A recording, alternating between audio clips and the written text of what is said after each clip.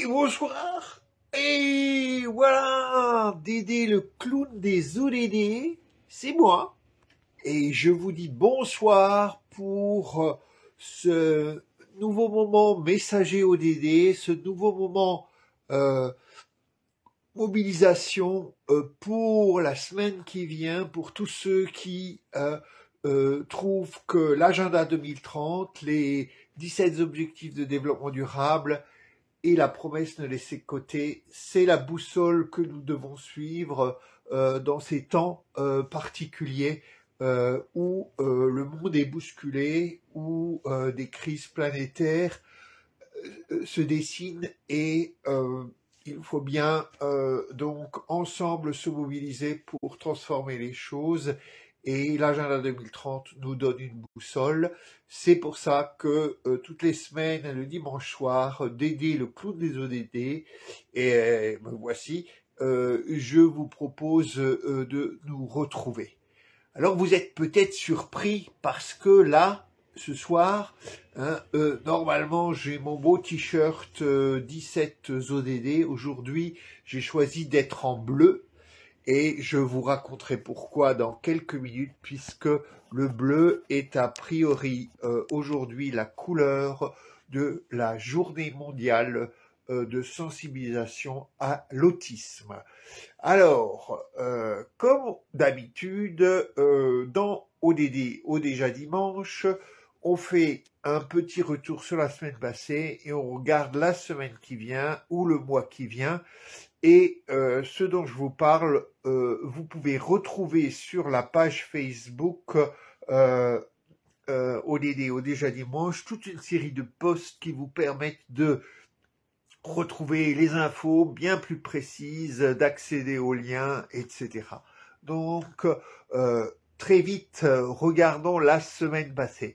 Alors, la semaine passée, peut-être vous vous souvenez, la semaine dernière, je vous disais que nous étions quand même tous les citoyens de l'anneau et les acteurs engagés ODD tellement contents de voir Monsieur Christophe Béchu, notre copilote ODD, à l'ONU durant le sommet sur l'eau, donc parler à la tribune de l'Assemblée générale des Nations Unies avec à sa boutonnière, à sa veste, l'anneau précieux, l'anneau ODD, donc la roue des ODD pour certains. Eh bien, eh oui, eh oui. Il est revenu en France et il est apparu au Congrès Horizon, il est apparu au début de la semaine dans des événements et l'anneau ODD avait disparu. Qu'est-ce à dire? Qu'est-ce à dire? Voilà, vous savez que j'ai un petit grain ou une petite attention particulière à Monsieur Béchu. Je l'ai déjà dit plusieurs fois. Il est le maire de Angers et Angers, c'est la ville natale de Joseph Brzezinski, qui lui-même, pour moi, est un des inspirateurs importants des ODD. Donc quand même, ça me touche de voir que, à peine revenu en France, notre copilote ODD Agenda 2030 voilà, ne fait plus la promotion de l'agenda 2030. Et il l'a fait à New York, mais en France, ça a l'air beaucoup plus difficile. Pourquoi? Avez-vous la réponse? Voilà, vous pouvez toujours le signaler sur la page ODD au déjà dimanche dans un commentaire. Ensuite, la semaine dernière, il s'est quand même passé 3 choses quand même importantes. Alors peut-être pas tout de suite en France, mais quand même qui ont un impact sur les ODD, la réalisation des ODD et la France. Le premier moment important, ça a été à Genève, ce fameux forum régional sur le développement durable, donc qui prépare les grands moments ODD de l'année. Donc le fameux forum politique de haut niveau à New York de cet été et le sommet ODD de septembre à l'ONU également avec les chefs d'État. Alors c'était attendez, mercredi et jeudi, et je vais pas faire un résumé de tout ce qui s'est passé, mais quand même, la société civile a pu s'exprimer, et donc on retrouve dans les réseaux sociaux au hashtag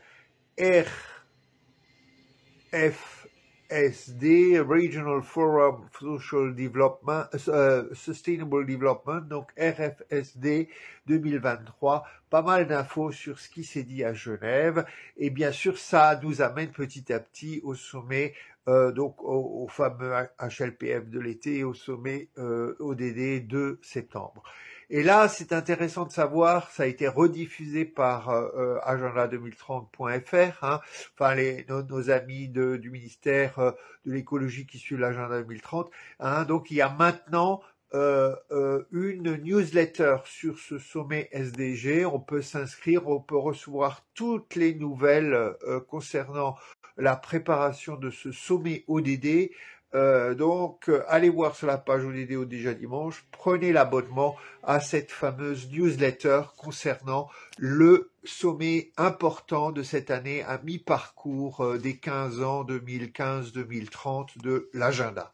Donc, n'oubliez pas de vous abonner à cette newsletter. Malheureusement, je crois que pour l'instant, elle n'existe qu'en anglais. Et vous savez que si vous utilisez un Google Traduction ou DeepL ou d'autres moteurs, les traductions sont très bonnes. Donc, n'oubliez pas de vous abonner.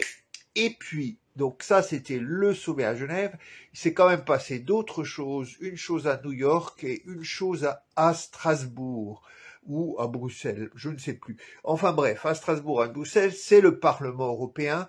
Et grâce à notamment une députée européenne qui s'appelle Marie Toussaint, qui donc d'Europe Écologie Les Verts, mais qui est aussi la fondatrice de cofondatrice de notre affaire à tous, donc, et qui se bat pour la reconnaissance de l'écocide dans le droit européen, donc un instrument juridique très fort pour mettre en œuvre les ODD 14 et 15. Donc, le Parlement européen a voté cette semaine, à l'initiative de Marie Toussaint et d'autres, une proposition d'inscription dans le droit européen de l'Union, l'écocide. C'est une avancée importante. Il faut les petits pas juridiques comme au niveau des politiques et comme au niveau des mobilisations citoyennes sont importantes. Donc bravo Marie Toussaint et tous les autres députés européens qui ont permis ce vote cette semaine. Et puis à l'ONU, il y a eu aussi donc une décision qui demandait un avis à la Cour internationale de l'Haye, je crois, hein, donc la question aussi du regard du droit sur la façon dont nous gérons le climat. Donc là aussi, il y a des choses qui se passent. Voilà pour la semaine passée. Alors hier, c'était le 1er avril et je ne sais pas si vous avez vu un tweet, hein, le petit tweet de Dédé le clown qui a osé dire que ce soir, nous aurions avec nous Monsieur Béchu. Non, ce n'était qu'un poisson d'avril, mais qui sait, un jour, dans ODD, au déjà dimanche, peut-être que le copilote de l'agenda, quand je dis copilote, il y a aussi Chrysoula Zakharopoulou, mais le ministre au niveau de la transition écologique, je dirais, Christophe Béchu pourrait être avec nous pour parler de sa mobilisation ODD pour les 7 ans qui viennent. Alors, donc, le poisson d'avril, il n'était pas très fin. Peut-être que certains attendaient Christophe Béchu, je m'en excuse pour eux. Aujourd'hui, on est le 2 avril, c'est la journée internationale de sensibilisation à l'autisme. Et on est invité à porter un ruban bleu, à s'habiller en bleu, et c'est pour ça qu'aujourd'hui, ODD, avec le numéro 7, j'aurais dû avoir un autre ODD ici, hein, peut-être le 3, ou le 10, ou le 11, enfin, tous ces ODD et peut-être le 4 aussi, donc nous parlent aussi, si on y regarde bien, de la situation des personnes dans le spectre autistique. Alors, j'ai trouvé une très belle formule autour de cette question aujourd'hui. C'est la première fois que je trouvais ça intéressant, mais on parle de diversité culturelle, on parle de diversité ethnique, on parle de diversité, au niveau des langues, et donc nous sommes différents. Et je trouve que on pourrait se dire qu'aujourd'hui nous devons apprendre aussi la neurodiversité. Nos têtes sont bricolées différemment, un peu tous, et comment faire que nos sociétés inclusives reconnaissent la neurodiversité, et donc se construisent aussi en prenant tout ce qui est possible de meilleur dans cette neurodiversité. Alors, moi, je connais quelques personnes qui sont dans le spectre donc autistique. Dans ma famille, je ne connais personne qui a dû grandir avec cela, ou peut-être ça n'a pas été diagnostiqué, mais nous sommes de plus en plus attentifs à cela, et fêtons aussi aujourd'hui, donc avec les ODD 3, évidemment, les questions de santé, de santé mentale, l'ODD 4, l'éducation, l'inclusion dans les parcours scolaires, l'ODD 10, sur les inégalités de traitement aussi des personnes, l'ODD 11, comment on fait communauté ensemble avec cette neurodiversité. Voilà, tous ces ODD nous permettent aussi de dire qu'aujourd'hui nous sommes sensibles à la situation des personnes du spectre autistique. Et donc on arrive dans la semaine qui vient et dans le mois qui vient. Alors je crois que pour les Nations Unies, le mois qui vient, c'est le mois de la Terre. Il me semble que peut-être le mois d'avril se termine avec la journée de la Terre, mais donc on est sur le mois de la Terre et tous les ODD, on va dire, qui sont liés à ça.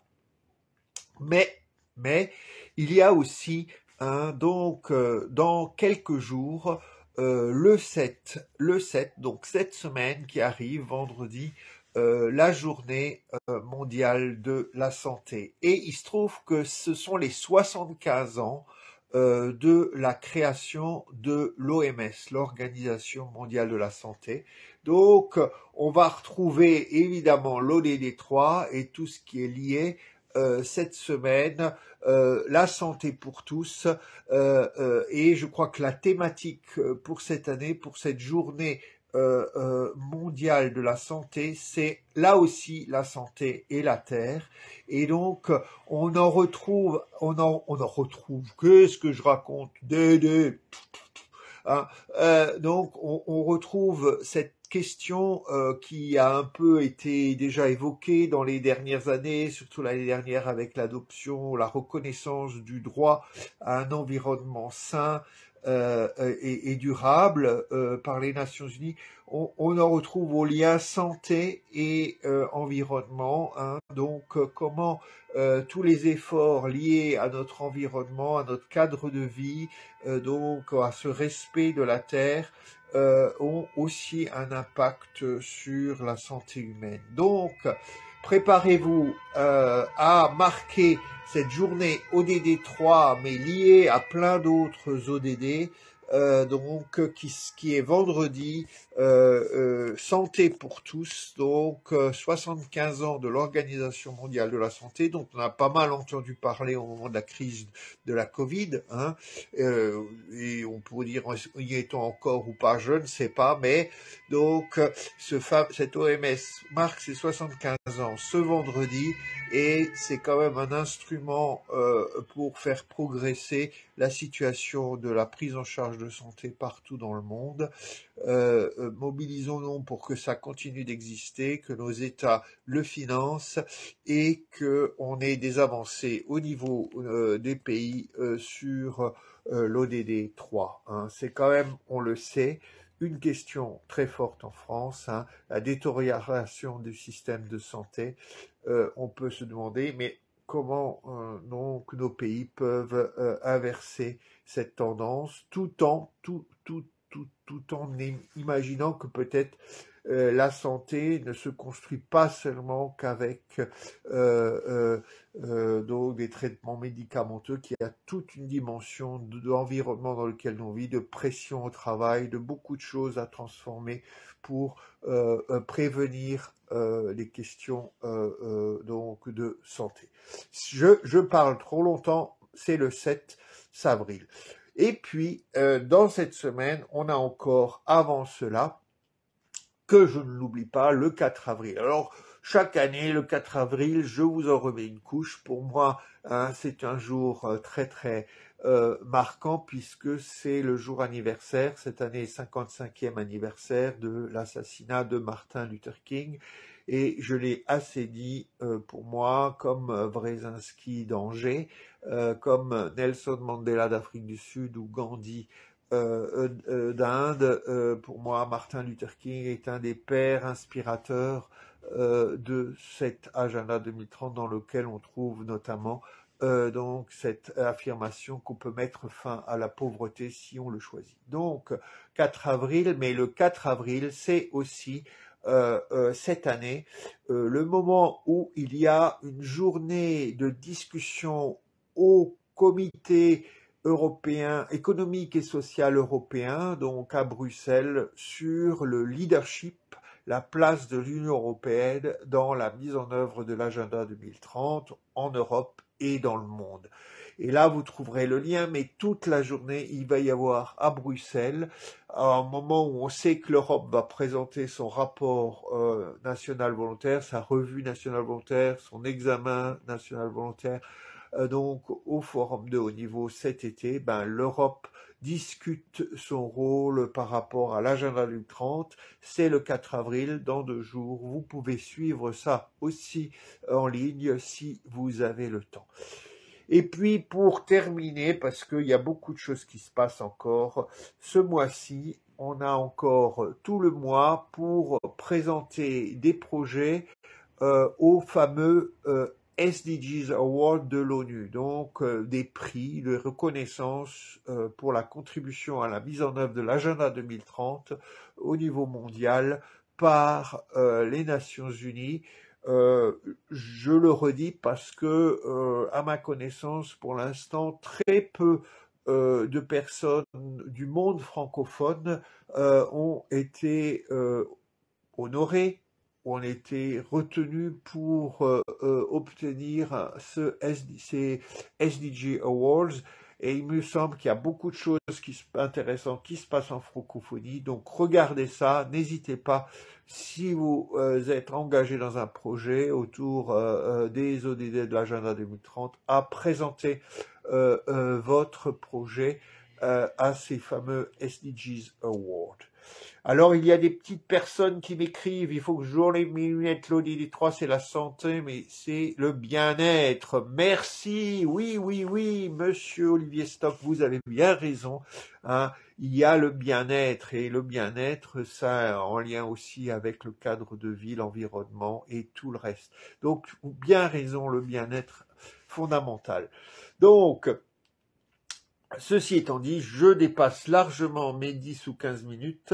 Voilà de nouveau une semaine où il y a de raison de se mobiliser pour une Europe qui prend le leadership de l'agenda 2030, ou un certain leadership, pas qui laisse du leadership à d'autres aussi, mais qui contribue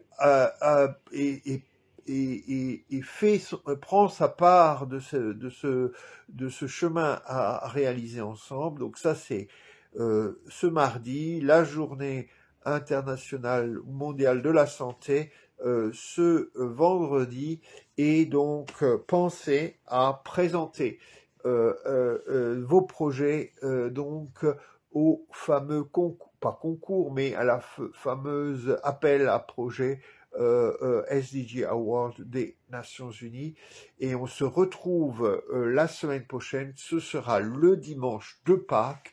Je ne sais pas encore de quoi on se parlera, mais il y aura bien sûr un certain nombre de choses à commencer à évoquer puisqu'on s'approche quand même du mois de juillet, de ce fameux moment aux Nations Unies où la France va présenter son bilan Agenda 2030 depuis 2016. 2016, 2019, 2019 peut-être. Allez, à très bientôt. Oui, 2019 ou 2018. Oh, je suis perdu. C'est pas grave. À très bientôt. Bonne semaine. Restez mobilisés. Merci à ceux qui me suivent régulièrement. Vous me donnez de l'énergie en étant là le dimanche soir. Et tous ceux qui me regardent après, c'est la même chose. Donc, partagez. C'est sympa. Je cherche toujours le bouton pour arrêter. Allez, à bientôt.